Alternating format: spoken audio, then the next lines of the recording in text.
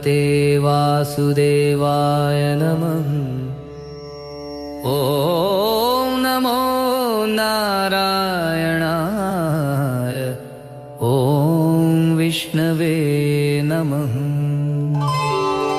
ॐ नारायणाय विद्महे वासुदेवाय धीमहि तन्नो विष्णु प्रचोदयात्। शुद्धोद्धवोऽखिलाधारो भगवान् भक्तवत्सलः सर्वेषां रक्षकर्ता च विष्णु सर्वगतः प्रभु।